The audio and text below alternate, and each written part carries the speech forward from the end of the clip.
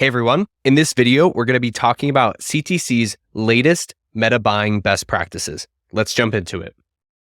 So, of course, at the backbone of CTC's methodology is utilizing cost controls. What are cost controls? It is a method of bidding in the auction that tells Meta, don't spend unless you can get results at a specific desired outcome.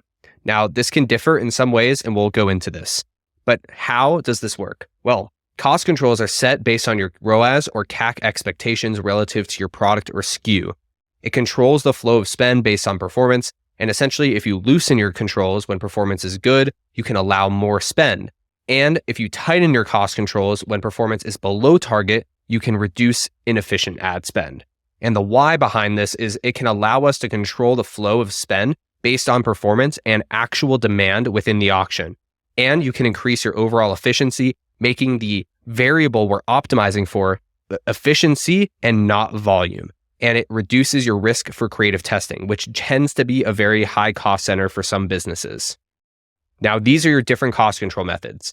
There's cost caps or cost per result goal and min ROAS or ROAS goal. Now, we leave nothing on the table. The reason why you can utilize both methods here is that you target two separate audiences. One is lowest cost bidding or cost caps, which is the cheapest to acquire. And then one is highest value bidding or ROAS goal, which is the highest value type of customer. Now, keep in mind, this is a super important note that both of these methods of bidding in the auction average out over the attribution window. What I mean here is if I'm bidding for a $50 cost per acquisition on my cost cap over the course of a 7-day click attribution window, that means it's going to bid above and below my desired target throughout that window. So over a 7-day period, any given day, it could technically go bid for a $75 cost per acquisition. And then it may dip down and bid for a $35. And then it may average out to a $50, right?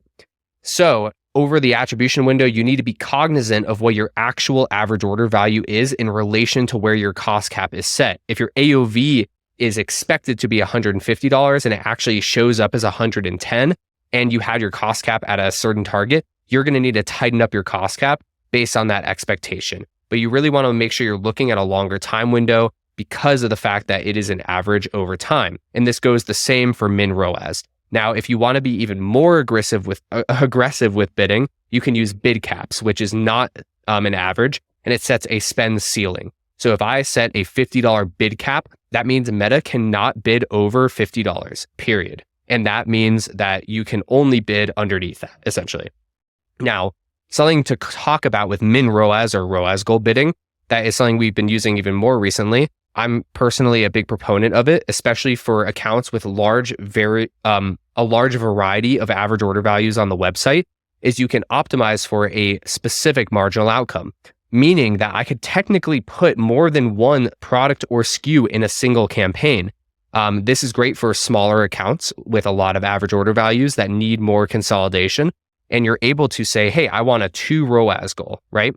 Now, if you optimize for a 2 ROAS goal and you have one product in the campaign that's $110 and another product that's $200, if you were using lowest cost or cost cap bidding, that means that you're likely going to optimize for the lower average order value naturally because it's the lowest cost conversion. But with min ROAS, if you set that 2 ROAS goal, it's likely going to give you a higher AOV and help you find that specific marginal outcome that you're looking for. Now, this doesn't mean don't use cost caps by any means. It means use both, test them out, and see which works better for you because you can have really strong success. Something I've been doing recently as a little side note is taking all of the top performing ads in my account and consolidating them into a ROAS goal Advantage Plus shopping campaign. And that's been working really well. So next is talking about budget allocation.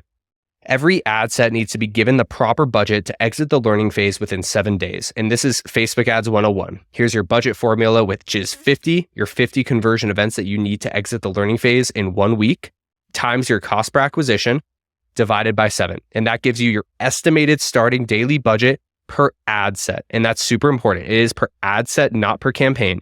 Because, for example, if you have 2 ad sets within a campaign, then you need to double that estimated starting daily budget, right?